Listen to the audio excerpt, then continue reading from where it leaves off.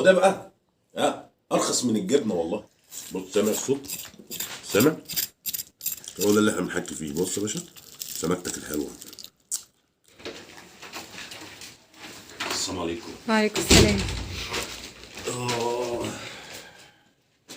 ما جبتش جبنه ليه كده؟ يا عم؟ الجبنه غاليه يا عم.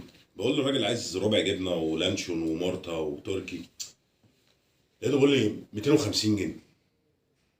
قلت لا صباح الفل عليك. جيت رايح جايب 3 سمكات اهم ب 120 جنيه. يعني انا اتعشى سمك ب 120 جنيه ولا اتعشى جبنه ولانشون ب 250 جنيه؟ هتقوم تعمل الكلام ده؟ المطبخ مستنيك. احلى صباح واحلى مليون مسا علينا. طبعا عم حمزه انت بتتكلم في شويه سمك بولتي على الرايق والجميل والتمام التمام التمام التمام قوي. طبعا السمك ده يا جماعه بعيد عن اي حاجه بقى، الاول دي اكله جميله جدا ربنا حللها وهي صاحيه وهي ميته، يعني سبحان الله وجميله.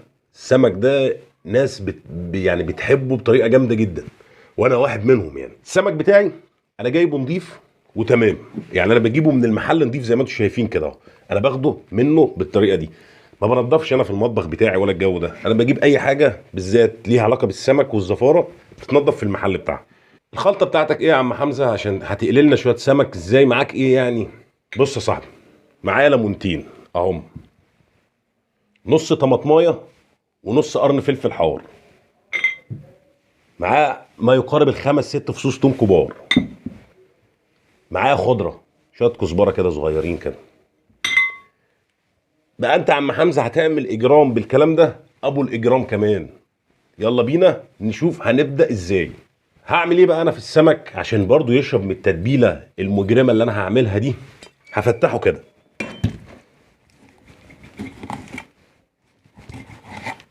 بقى في السمك بتاعي، ان انا بفتحه بالطريقه دي كده، من هنا ومن هنا من الجنبين، تمام كده. ادي الكبه بتاعتي، ليمونتين، قرن فلفل حار، نص طماطمايه، خضره بتاعتي، 4 5 فصوص توم، التوابل بتاعتي كمون، بهارات سمك، كزبره ناشفه، ملح، شويه زيت لو موجوده اوكي، معلقه مستردة، شويه خل صغيرين. سمي الله يا باشا واضرب. بس كده عسل. تعالى بقى على السمك بتاعك واعمل ايه بقى؟ انزل لي بكل الكلام ده كده عليه بالطريقه دي كده. عايزك بقى يا باشا ايه، بص في كل حته بقى الخلطه اللي عملناها دي امسح لي بيها السمكه في كل حته كده اهو اهو. تعالى كده هنا كده جوه السمكه كده اهو، امسح يا باشا وخلي ايه الدنيا كلها بص في عينيها اهو. احلى مسا عليها اهو، اكلها تاني من جديد اهو. في كل حته يا باشا امسح لي التتبيله دي في كل مكان في السمك. يا سلام بقى ايه لو سيبناها 10 دقايق بس مع بعض كده زي ما هما كده، 10 دقايق بس، اقل من 10 دقايق برضو يبقى جميل. عشان نعمل رز الصياديه مش محتاجين حاجات كتيره، لان ده اختراع مصري 100%. رز الصياديه بتاعي بيحتاج شويه رز مصري وبصل. البصل ده بقى يا جماعه ممكن ينبشر وممكن يتقطع ناعم وممكن ينضرب في الكبه، الاسهل ليك اتعامل فيه. ما بياخدش سمنه ولا اي حاجه خالص. بحتاج شويه زيت للرز، شويه ملح، وكل القصه معانا برضو في التوابل الكمون. يلا بينا نبدا ونشوف هنعمل ايه. الحله بتاعتنا على النار، تبدا ولا الكلام ده كله؟ لا، احنا بنحط زيت. الزيت سخن معايا، اسمي الله وانزل بالبصله.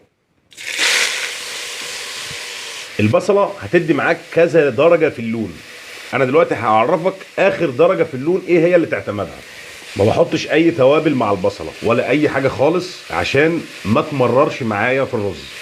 طيب البصله بتاعتي انا هنقف عليها بالظبط 8 9 دقايق لحد ما تحمر معايا بالشكل كده. بص بص معايا اه اه. طيب عشان الرز بتاعي بقى ما يعجنش تمام، لازم الرز بتاعي ينزل قبل الميه اهو. انا بقلب بقى الرز بتاعي في البصله كويس كده ايه، والرز برضو يسخن عشان ما يعجنش معايا وانا بنزل الميه. بص هيدي معاك بقى ايه الشكل ده كده اهو، تمام اهو. بصله مع الرز بتاعي اهو مديني الشكل الجميل اللي انت شايفه ده كده. تكون الميه بتاعتك السخنه جاهزه بقى، انزل بيها اهو. اهم حاجه بقى عندي سنه كمون اهي كده. ما دام بقى الميه سخنه والرز سخن وكله تمام، هتهدي النار يا باشا وتغطي، تسيبه بالظبط اقل من 10 دقايق ان شاء الله. هنجيب بقى ايه شويه الدقيق اهم، هنحط عليهم سنه ملح، بهارات سمك، شويه كمون. قلب الكلام ده كده في بعضه. هاخد شويه دقيق بقى في بوله هنا كده، ده عشان ما يشربش مني زيت. ادي الدقيق اهو، هنزل عليه بميه واقلب. تعالى كده يا باشا، لازم يبقى اخف شويه كمان اهو. بس كده جميل كده، لازم يبقى ايه خفيف معايا بالطريقه دي كده اهو. انت واقف دلوقتي اهو، معاك السمك بتاعك، الدقيق، الخلطه الجميله. هنعمل ايه بقى؟ بص يا معلم، همسح كده، همسح الكلام ده كله اهو، وانزل بيه في الدقيق اعفره. اهم حاجه بقى يا جماعه وانت في الدقيق، تمسحه كويس من الدقيق، ما تخليش عليه دقيق ياما، يعني امسح زي ما انت شايف كده اهو، ما تخليش عليه دقيق. تعالى بقى على الخلطه هنا، وانزل كده اهو اهو. يلا بسم الله على الزيت اهو.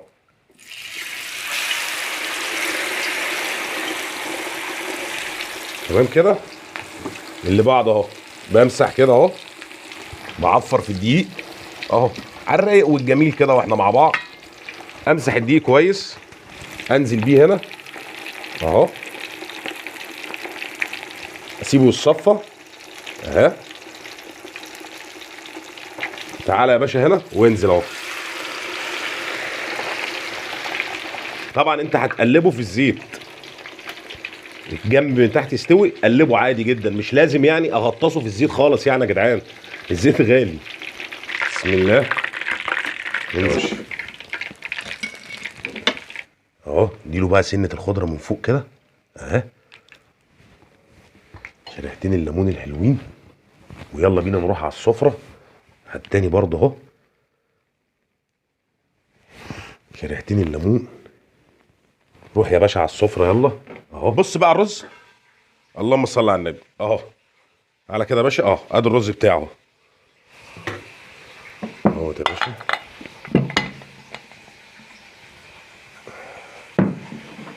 احلى رز صياديه، تشيز كيك.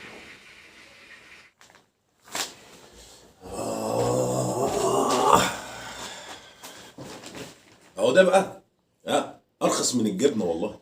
لما تعصر الليمونه كده بص، سلام. معلش يعني ايه، شويه سمك ب 120 جنيه احسن من الجبنه والكلام ده، وبرضه ناكلوا الاكله الحلوه الجميله. الرز الصياديه الجميل ده بايه حاجه عظمه يعني. بسم الله. تمام. عارف احلى حاجه لما يبقى الرز الصياديه ده مع السمك المقلي، اقسم بالله هما بتوع بعض. بسم الله الرحمن الرحيم. واقول لك على معلومه، الرز الصياديه ده اختراع مصري 100% عشان بس ما نفتكس. الله.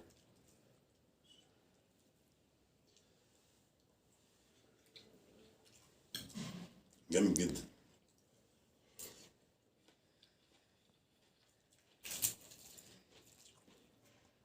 كده، الكلام جامد جدا.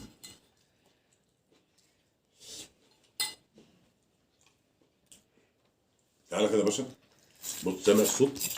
سامع؟ هو ده اللي احنا بنحكي فيه. بص يا باشا، سمكتك الحلوه، السلام. بس السمك من غير المعلقه احسن يا عم.